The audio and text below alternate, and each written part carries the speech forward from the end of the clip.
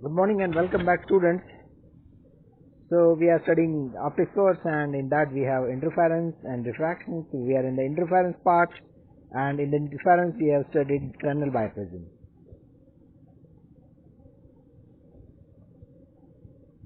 So in Fresnel biprism we have seen that we can see the interference pattern, and we can also measure the thickness or the refractive index of a thin sheet of a transparent material.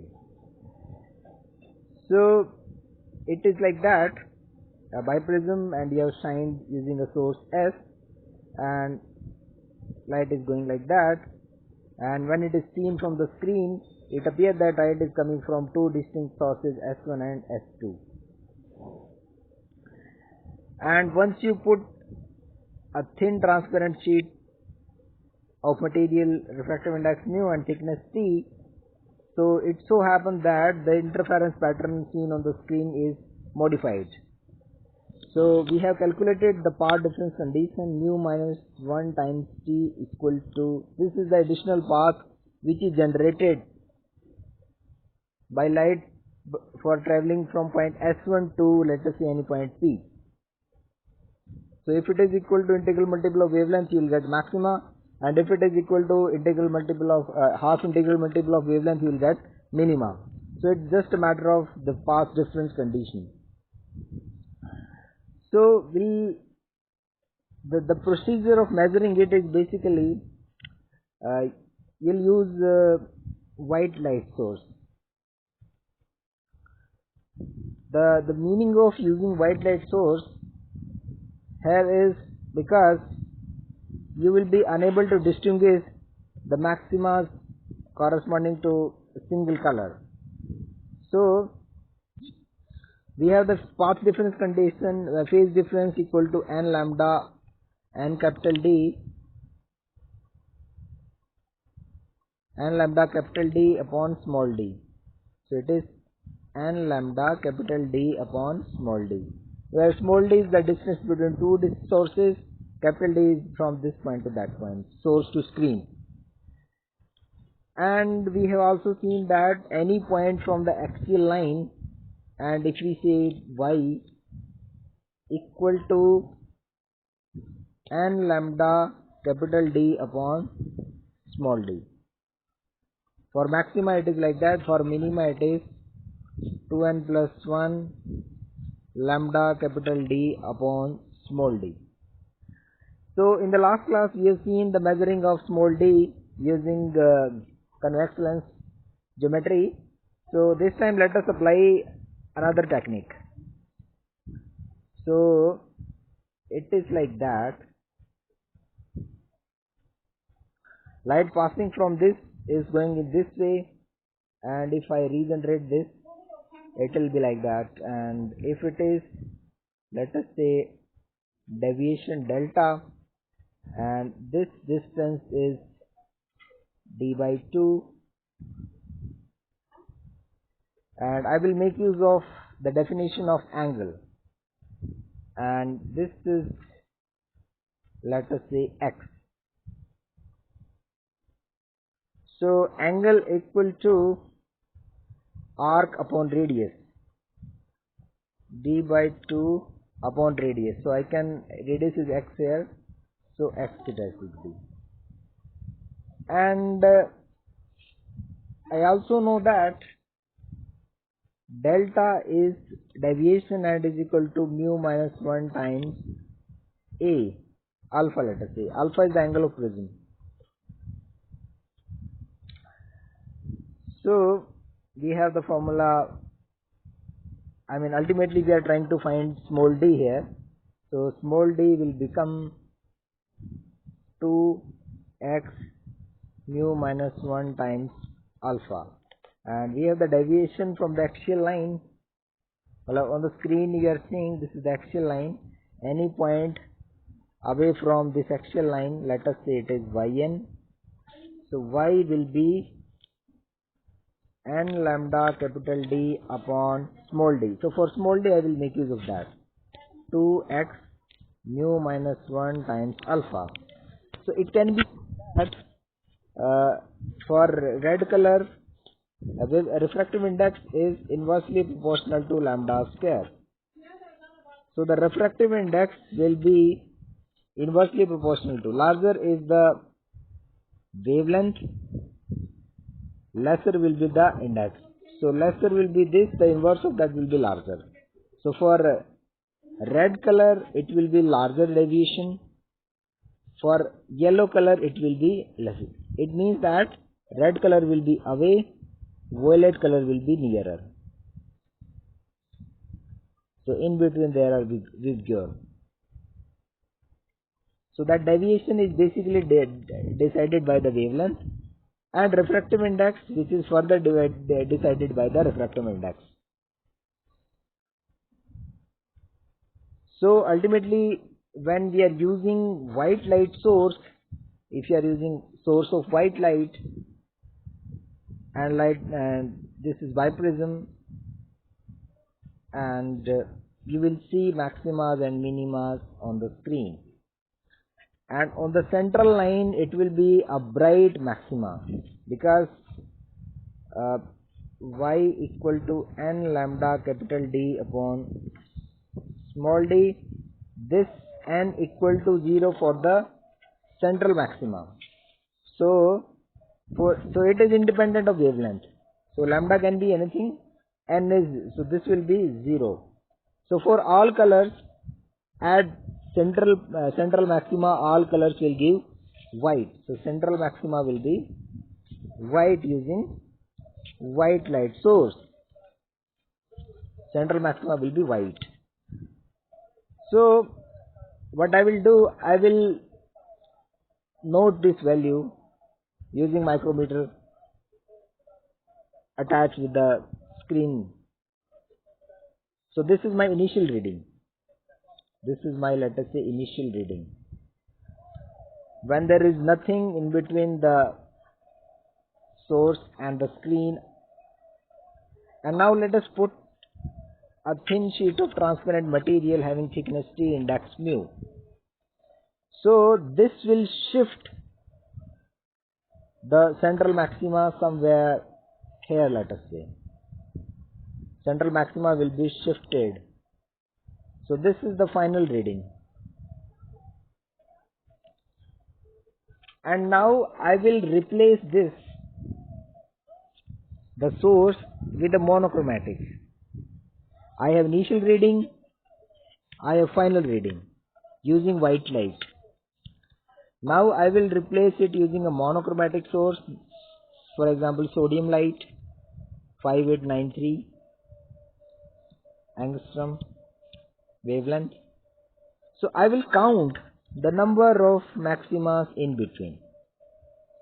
So that will tell me mu minus 1 times T equal to n lambda. This will provide me n. So if it is 3 to n, it will be 3. If it is 4, it will be 4 lambda. So this is the role of white light and monochromatic light.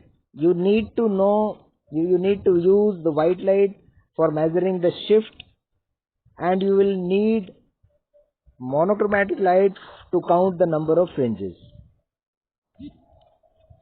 Okay, so now let us move ahead and talk about another topic, that is Lloyd mirror.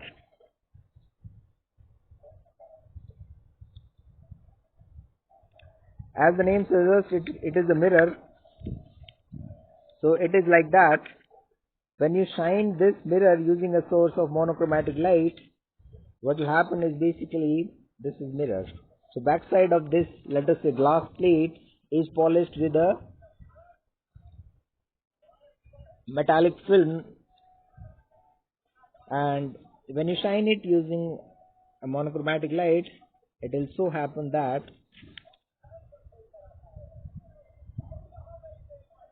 it will go like that. And when you retrace these lines, they will meet at some point, let us say S1. So from the screen, if I have screen somewhere here, from the screen there is formation of maximas and minima. So why it so happen?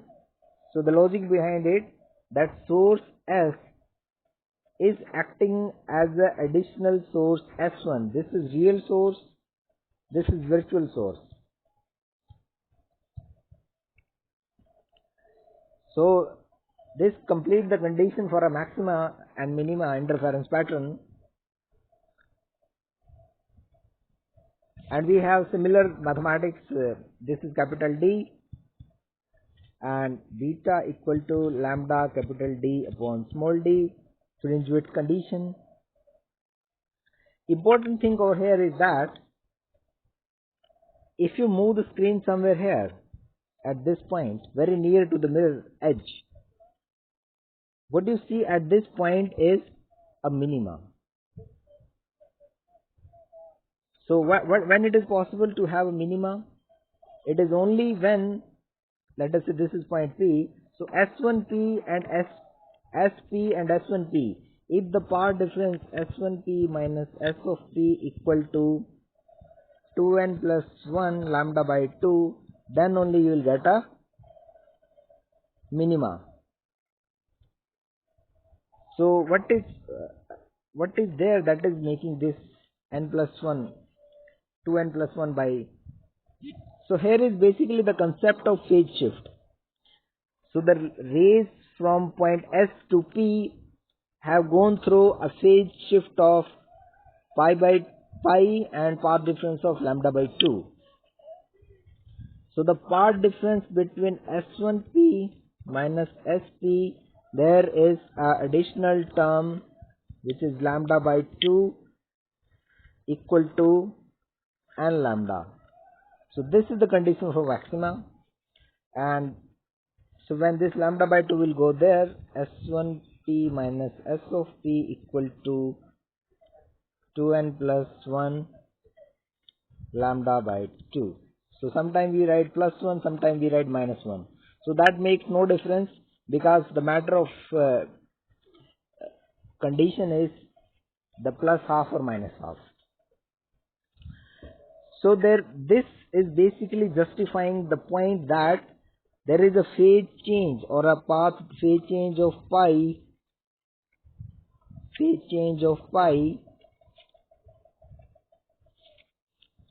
when light goes from a rarer medium to denser medium. So unlike the Fresnel biprism, in Lloyd's mirror arrangement we have different set of conditions. If the path difference equal to n lambda, there is maxima in Fresnel biprism. But in the Lloyd's mirror, there is minima, because that path difference is containing plus lambda by 2 term. So therefore, there is minima in the Lloyd's mirror, there is maxima in the Fresnel biprism. So let us try to understand what happened basically when light goes from one medium to other medium. Let us say I shine a ray from this point. This is the normal, so the part of that will be reflected. So this is, let us say, A, and its amplitude AR1 is the reflected one, and of that AT1 is the transmitted one. And if I put mirrors over here and here, so the ray should go back. So if we trace from this point, this is the initial. For A I have written, when light goes from medium 1 to medium 2, I am using A is becoming AT1 and A is becoming AR1. So when this is like A, so part of that will be reflected. So when light is going from medium 2 to medium 1, I will make use of subscript 2. So it will be amplitude AT1 is the initial and its R2 will be reflected, because the reflection is it is going from medium 2 to medium 1. And likewise this ray will go back. So of that light is going from medium 1 to medium 2. So AR1 is the input initial amplitude. So of AR1, T1 will be the transmitted component, and its reflected component will be, let us say, this AR1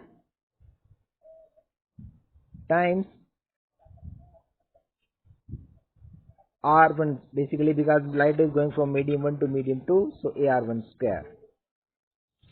And of that also there is a transmitted component, so the transmitted component will be AT1 is the initial, AT1 is the initial, and T2 will be the transmitted component.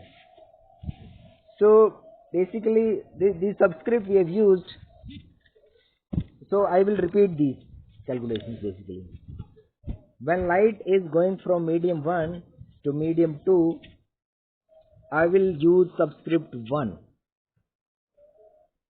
I will use subscript 1. So A is the input amplitude, this one, and amplitude A is going from medium 1 to medium 2. So there is reflection, there is reflection, there is transmission. So for reflection I will use R1. So of that, AR1 is the reflected component and AT1 is the transmitted component. So in this, so this is reflected and transmitted. So of that, now if I use a prism here, mirror here, so light will go back. So now AR1 is the initial amplitude,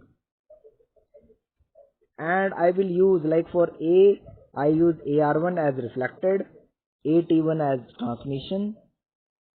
So for reflection I will use AR1 times R1 because this is for the reflection. So it will be AR1 square, and likewise in the transmission it will be AR1 is the initial amplitude and T1 will be the transmitted component. And likewise for AT1, in AT1 light is going from medium 2 to medium 1. So I will make use of, when light is going from medium 2 to medium 1, I will make use of subscript 2. As I used 1, I will use 2 for this. So AT1 is the initial amplitude, and of that, this is the reflected one, R2, and this is the transmission component, AT1 times T2.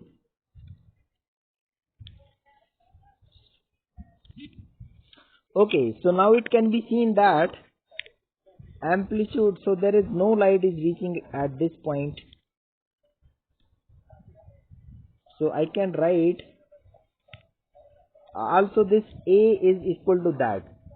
So this A is becoming back as AT1 T2 plus A times R1 square.